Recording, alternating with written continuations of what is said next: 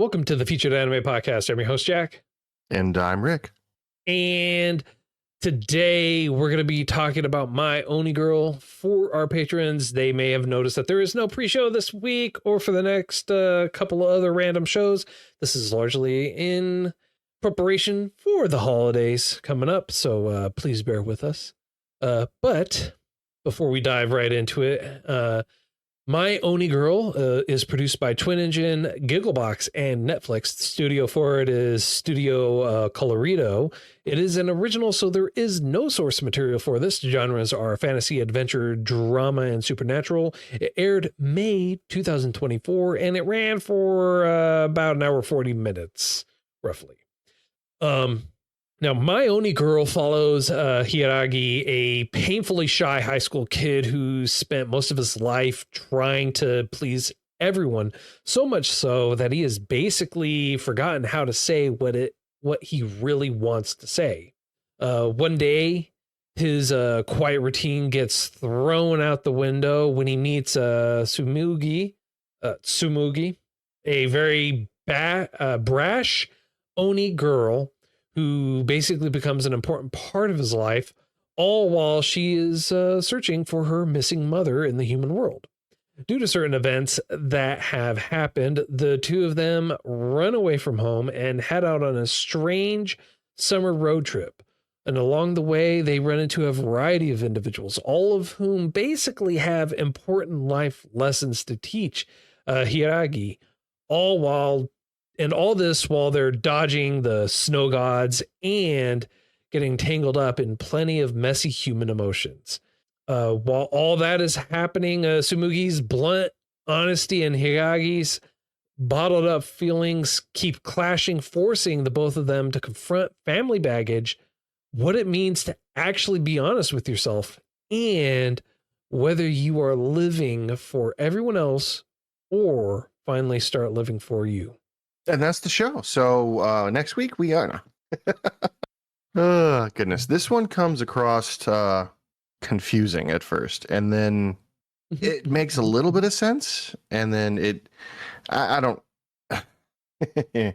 It's one of those ones that keeps you guessing until the very end, in the sense of will everything be all right or not? And it has a pseudo satisfying ending with, in my mind, with a hint of what did I just watch? Right. And the animation style reminds me a lot of Criminy. What did the animation style remind you of? Spirited Away. Spirited Away. That's it. Sorry. The animation style reminds me of Spirited Away in the sense of how the masks look and the architecture. Okay. So, I can see that. I mean, those masks are pretty, in my opinion, ubiquitous across a variety of shows. I'm glad you didn't say the animation reminded you of it, because the animation did not remind me of it, per se. I mean, like, it's more along the lines of I just want to make sure I'm understanding you correctly, that what reminds you of Spirited Away is more so the masks and the mini Oni that you see throughout. Okay. Yeah, I can see that. That's what it, yeah, I can see that. As far as like the actual art style, I would say no. Beyond that, I would say, well, it's possible he just pulled it with inspiration, but yeah. I would say what? I would say the art style for Spirited Away is definitely very distinct, very unique in comparison and contrast to this. So, but I can see where you're coming from, especially when it comes to the, gosh, what is it? That faceless guy and the snow gods. Yeah, the snow. Yeah, yeah, that was interesting. But I thought it was quite nice of a touch that everyone was oblivious to the spirit world unless you were actively being assimilated by said spirit world. If you're on your way to an Oni, or if you already were an Oni, you were very aware and able to interact with other spirited things. Whereas when you're not, such as his dad, completely oblivious and untouched by the other spirits and things like that. So I thought it was an interesting little tidbit, let's call it, that allowed for that to happen. And I feel like he had the potential to expand on that, but they never did. Does that make sense? Vaguely. Vaguely. Okay. Let me see if I can expand myself. So our main guy was able to, in one scene, he was able to stick a traffic cone on the head of a snow god. Right. Whereas later on in the show, his father was unable to see him or even feel the danger close. Well, yeah, no, that I understood that. I thought you meant something else along the lines of, no, never mind. I just misinterpreted what you were saying. But yes, that is it. Yes. How about okay? Yeah, no, I thought you were talking about something else entirely. Where they are able, like the snow gods are able to interact with the world. However, they're not visibly seeable to others. Like they can interact, they can smash into things, they can hit things or anything like that. They are a very real entity that can be physically felt. And they do have a very real effect on the world by being in the area when they're in the area it starts snowing. The catch is, again, like you had just said, you have to have that either start moving towards that point where you're becoming assimilated into it, an Oni, or are an Oni. Yeah. And what I thought was kind of cool is their take on what it takes to become an Oni. And I saw them as saying that it takes you in a very mundane, if you will, format of you're withholding information, you're withholding your feelings, you're hiding them, you're consuming them, for lack of a better way to put it. And in doing so, they leak out of you. And when you have too much that you're not sharing, or when you have feelings you're not expressing, deep feelings, powerful feelings, I think they specify, or they don't specify, but they highlight things like regret and or lack of expressing your feelings for someone, or leaving things unsaid. Then it really affects you emotionally, spiritually, and it starts to affect your physiology to where you go from being human to almost Oni. And if it continues on this way and you don't rectify the situation as you were to express these feelings with somebody and clear the air so you don't have a buildup of, I almost want to say spiritual, what would you even call it? Spiritual congestion? Like once you relieve the issue that's causing you this emotional angst, you go back to being human.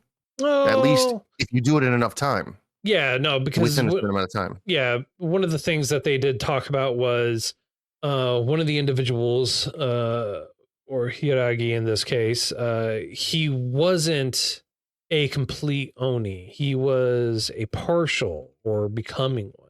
Yes. And that's one of the things that they did specify, is that he is becoming one, but he's not there yet, which I agree with you is kind of the indicator at which point is why he was able to move back from there, why he was able to stop becoming an Oni altogether. And it's not necessarily because he alone was able to do it. It's because he wasn't complete. He didn't stay on that course long enough to become fully integrated into that way of life. Yes. It took me a second to follow. Yeah. He wasn't complete yet. So, I mean, what would make him complete? Because I didn't really see a difference between him and, let's say, the girl. Like they both had a relatively small horn. I would have to say I would say for him, it's not the fact having to do with the size of the horn or anything like that. I think it has to do with the fact that he was starting to also at the exact same time vocalize and project what he really meant, what he was really thinking, what he really wanted to say, versus continuing on that path before it became a more permanent fixture. Okay, that makes sense. 1 second, my computer is unplugged. Okay. You were saying? Or it was me saying? It was you saying. It was me saying. Okay. Less complete, full complete. Okay. Yeah, I thought that it makes sense that he was less complete, but I assumed that the thing that they were calling complete or not was the horn on your head, that you had only one. Now, she was born this way, which makes me believe that it doesn't matter. She's always going to be an Oni. I would disagree with that. However, I would disagree with that. And the reason why I say that is because when we see her as a child, see her really young, you don't see the horn on the right side of her head. I don't remember I don't remember seeing it like when she's, saying goodbye to her mom or seeing her mom leave. I don't remember ever seeing a horn there. And there are a couple other instances where I don't remember seeing a horn there. I could be wrong. I'm not saying you're wrong. This is blah, blah, blah. No, I'm just saying, I'm like, hey, I don't remember this. So I don't know. I think there's like a grace period in which certain events in your life have to happen. And then you're like, here's your horn, Buckaroo Banzai. Because at that point, and here's my question, why do some have one, some have two, and some have more? I only saw one with three, and I thought it had to do with age, because the only person I saw with three looked old, looked ancient. Right. But that doesn't mean there weren't others that had it, right? And at but we didn't see them. Right. And the only way that we know so far the only way for you to develop said horn is by repressing your emotions, by repressing what you want to say, by not vocalizing, by not saying what you actually mean to say, by not saying what you want, because that is said to be like one of the things. Everyone here, they don't really say everything they want to say. They repress a lot. So the key indicator is, hey, you want to be an Oni, repress, repress, repress. Okay. I mean, would going to the logical extreme on this one, would that also mean that repress, repress, repress, would that also mean that to become a stronger Oni, you just have to be stoic? Yeah, basically. That's what I would assume. You just see a guy who's stoic as all heck, just sitting there, massive. He's got a crown of just like a slew of horns all over his head. His head is nothing but horns. It looks like Super Saiyan Vegeta. I mean, he must at a certain point.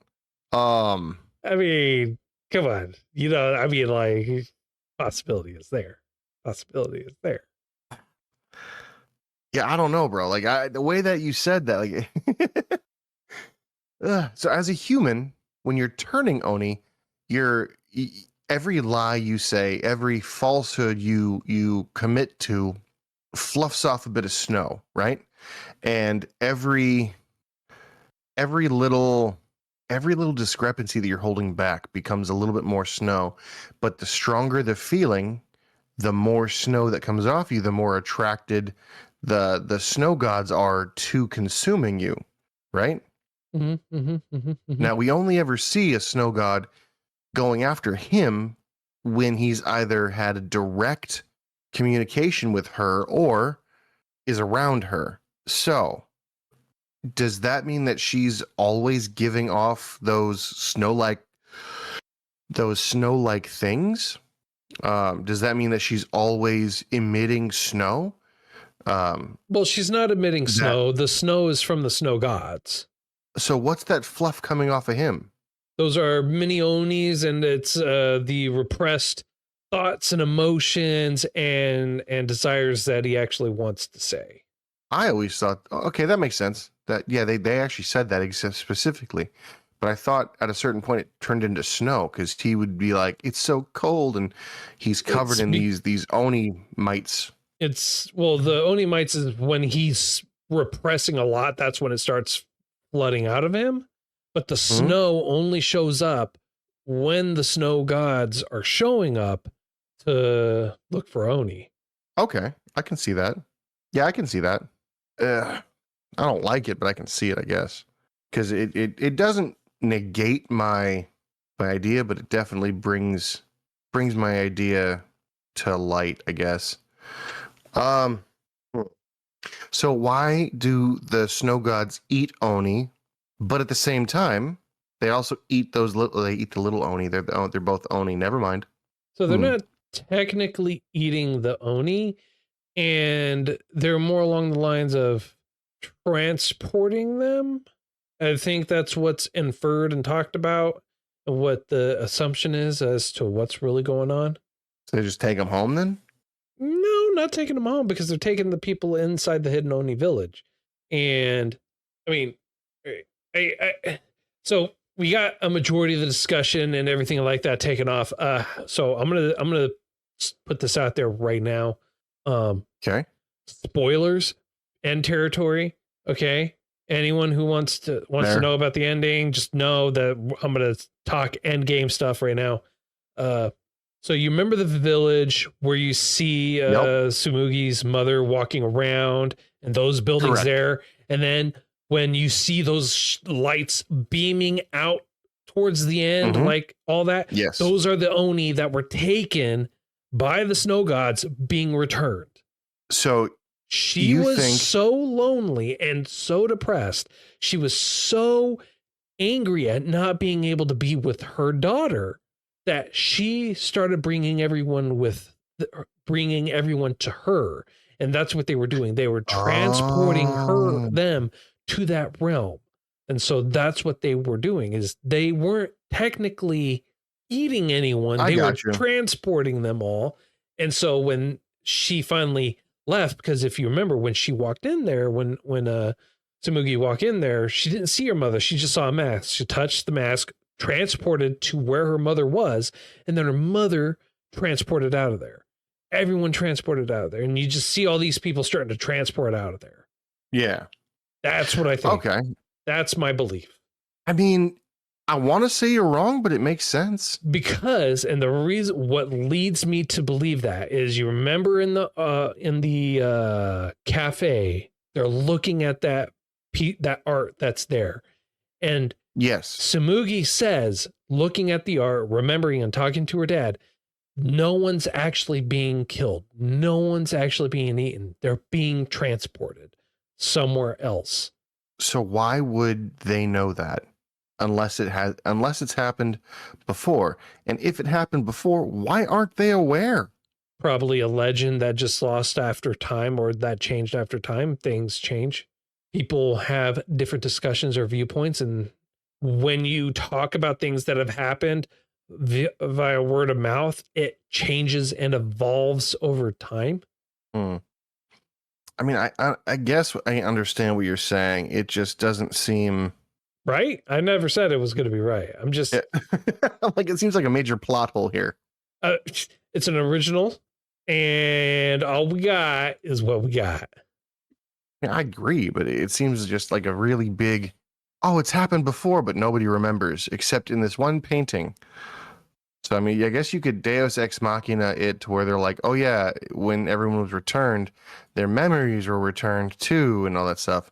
I thought, maybe I was wrong, but I thought the way things were the gods, the snow gods, took the Oni away from the location, not due to loneliness, but due to their desire to protect. Hey, this area is about to be compromised. Get everyone and bring them somewhere safe. No, and that's why I thought. Well, sorry, go ahead. So I thought that the sun gods, the snow gods recognized that their summoner was becoming unstable, was becoming less than a good source of power. I don't know, whatever they used her for. And they're like, oh, okay, so our blanket that hides everybody is about to tear down. We need to take everyone from here to a safe location. And once we do that, we can bring them back after we designate a new contract signer, if you will, someone new to wear the mask. And so that's why I thought that's what would make sense for there to be a mural, because it happened before. And it happened so long ago that people know what's going on, not to be scared, but they don't have a written language, which they must have. But maybe at the time, all they had was just an artist's depiction of what happened rather than what they had. Like that was my example. And then once she was reunited with her mother's sanity came back, and the snow gods are like, oh, we're good. And then the mask went away, which kind of, I can't explain. Yeah, I don't know that part. Because then the town leader was like, well, I guess we're not going to be hidden anymore. But that wouldn't make any sense. Why they just get a new mask? Well, it's not that they're not hidden anymore, and you know this via the thing. And I think the terminology, he couldn't reach it. Yeah, he can't reach it. Only Oni can reach it. And I don't know if it has to do with the teleportation and the fact that they're actually there, or what have you. I don't know. But the snow gods, I would say, were being controlled by her. And the reason why I say that they were being controlled by Tsumugi's mother is because when Hiiragi was eaten by a snow god, he heard her thoughts and he was seeing her memories.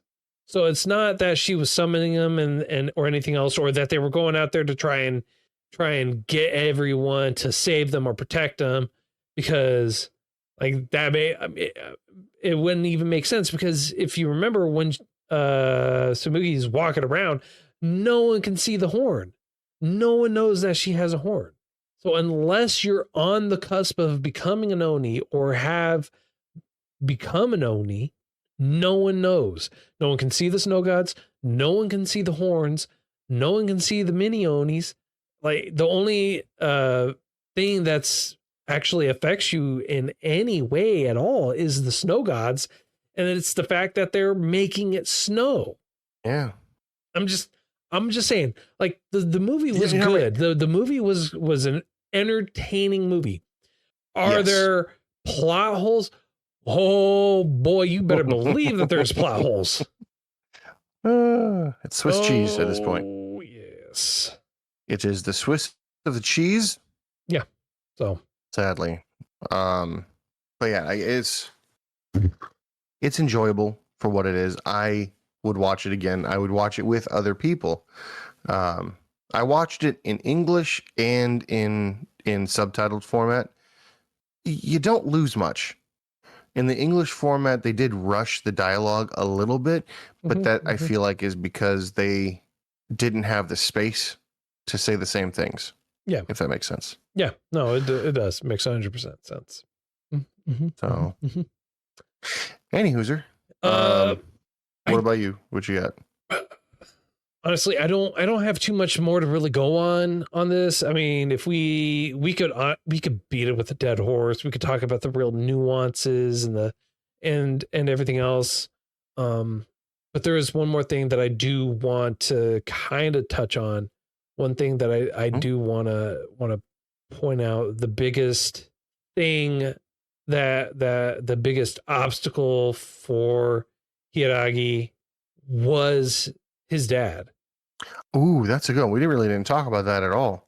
Not only was he an obstacle, it was, in my mind, the biggest transformation, if you will, from the beginning to the end. Because in the beginning, he was like, just do what I say. I know I know the best thing for you. I know I know where to push you, because I know you'll be a success if you just follow my train of thought. And at the end, he's like, dude, I just want you here. I love you. I miss you. Please don't ever do this to me again. I don't want to miss you. I don't want to lose you. Yeah.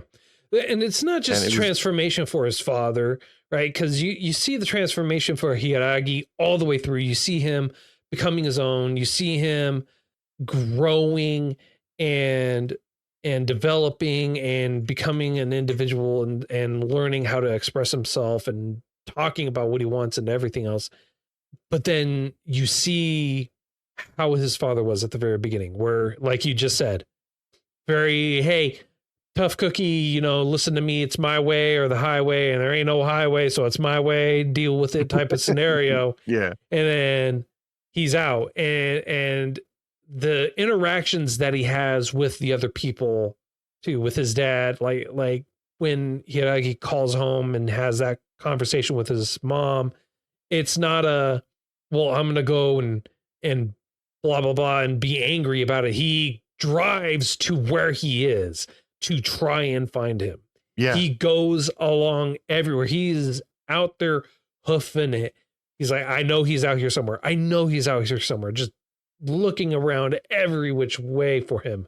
And just the fact that every time he gets closer to where his son is, closer to seeing his son, just being reunited with him, you could see the father's character development go from I'm angry to I just want him home.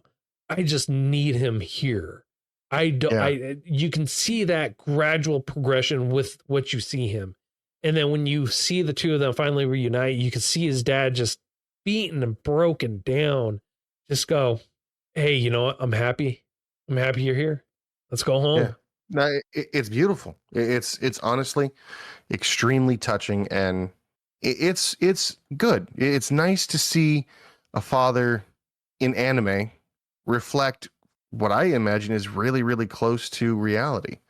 Like, you might have a path you'd like your child to go on, but at the end of the day, you'd rather have them there most of the time. I can't speak for everybody, but like I would give up my plan for my son's future to keep my son, you know? Yeah. 100%. 100%. So I thought that was really nice and really quite I thought that was not only nice, I thought that was quite invigorating and just cherry on top. They did that well. Well, one minor thing I thought was a bit of an interesting move. The dad's driving all over God's country, and he finds the girl, the Oni, who was with his son. He goes, "Hey, where's my son? Where's my son? Oh, he's over there. Okay, you're alone in the rain on the side of a highway. Deuces." To a little girl, and I'm like, I mean, you leave a little girl alone to go see? Okay. Well, to be fair, look, to be fair, and I'll say this. I don't agree with what he did by any stretch of the word. I having a daughter of my own, I don't agree with that. However, I will say this: in his mind, he sees her. He goes, "You made him run away. You're the reason this all happened." Damned if you do, damned if you don't. I'm leaving you here. And he goes back, and then he goes right back to her. Where did he go? I saw him. What did you do? Yeah, like, this is not cool. You think you'd save some time by bringing her along, not realizing that she could actually see what's going on. Hey, to be fair, I don't. He's probably out of his mind. No one in their right mind would go, hey, I'm going to see my son. And that's the thing that was most heartbreaking. You see your son, it looks like he's about to do the most horrible thing possible. Yeah. He's just running, hoping to hold him in his arms. And then, boom. To save him. Boom. Gone. Just like vanishes into thin air. No one in their mind's going to go, hey, bro, I'm going to take you with me because I know that my son is just going to randomly vanish like a fart in the wind. Dude, that's rough, okay? Yeah. Yeah. That's not something that I'd wish on anybody, because that's hard. That's rough. All right. Like that, just think about it. I didn't even think about that. Did not occur, and I have a son. It did not occur to me to be like, what would you do if your son ran away, your kid ran away, and you searched cities, literal cities, from one prefecture to another, following the trail. He's been gone 3 or 4 days. You don't know what's happening to him. He talked to his mom, but you were so mad you didn't want to talk to him. No, it's not even that he didn't want to talk to him. It's you didn't get the opportunity to talk to him. Like, there's that too. Selfish mom. Jeez. Well, maybe the son didn't want to talk to the dad, right? You have to take that into consideration too. That's true too. Like, that's hey, I'm only going to talk to you if you put dad on. I'm going to hang up the phone. We don't know the full conversation. We don't know what led up to it or what happened or how the call premised, right? That's true. But yeah, so going through, you drive literal cities, prefectures. I think they're closer to like city to city, like a 20-ish miles between cities. You got to take a train and whatnot, train, car ride, whatever. But you're driving to his last known location only to find out you missed him by a few hours. And then you go to the next location that you think he might be in. You're driving and you see someone and you're like, oh my God, it's you. And then they point to where your son is and you're like, okay, he's over there somewhere. And you start driving, you see him and it looks like he's about to jump into a dangerous lake. And you don't know what's going on in his mind. You just know he's alone and you're like, oh no. So you're running to him, and then feet away, you're screaming his name, hoping for the reunition, and just gone. Yep. That's a horror movie in itself. Yes. Yes. Yes. Oh, that is terrifying. Yes. He handled it way better because, like, in his mind, maybe he just was having a psychotic break because that couldn't happen. Right. Ooh, that's a whole other. Yeah. It's a whole new level of fear right there. That's a whole new level of, right? Oh, yeah. I don't like that. Yeah. So, yeah. Thanks for that, Jack. Appreciate it. I do what I can, Rick. I do what I can. Oh, jeez. Yeah. Leave it to me to point out the most horrific scenes that it's like, oh no, bro, this is way more terrifying than what you're making it out to be. Yeah. Oh. Yeah, and I have to sleep tonight. Thanks. You're welcome. I do what I can. I'm getting some extra cuddles tonight. That's what I'm doing. There you go. Hey, I got my extra cuddles. There you go. So you go ahead, man. You do it. Get them all. Gotta catch them all. Pokemon. All right. Hopefully you can keep that part in. Of course. No, you're good. Restricted. So on that wonderful note, sir. I think we're ready for a rating. So on a scale of up to 10, how would you rate it? Realistically, I would have to rate this in the low 8s, high 7. I'm leaning towards the 8 because of the horror that you gave me. Makes me realize how much I missed in the nuance. So I'm gonna give it an 8. I did enjoy it. I do recommend it. Yeah, I'm not quite sure how else to go from that. Okay. Yeah. And you? Yeah, I'm also gonna give it an 8, because while there are a lot of plot holes, a lot of things that, basically we don't have any answers to, I genuinely believe that it is still a good story. It is still well worth the watch. Definitely leaves room for them to come out with like a manga or a light novel or supplementary material to help expand on that universe as a whole, which would honestly be something really cool. I would really enjoy to see something like that. But even if there doesn't, I'm still satisfied with the movie. And it did give it kind of an ending, not a full book closed, no nothing else after this point ending, but still a fairly solid ending in and of itself. Yeah, I mean, I guess the moral of the story would have been, I'm sorry, I don't mean to interrupt, but the moral of the story would have been express yourself. Yep. Don't be afraid. Don't be afraid to speak your mind, unless it can get you in trouble with HR, and then in which case definitely be afraid to speak your mind, but be honest with yourself. safely, and definitely, you know, don't live for everyone else, live for yourself. Yeah. But yeah, 8 and 8. All right. Next week, we are going to be talking about Her Blue Sky. Well, that's all the time that we have for today.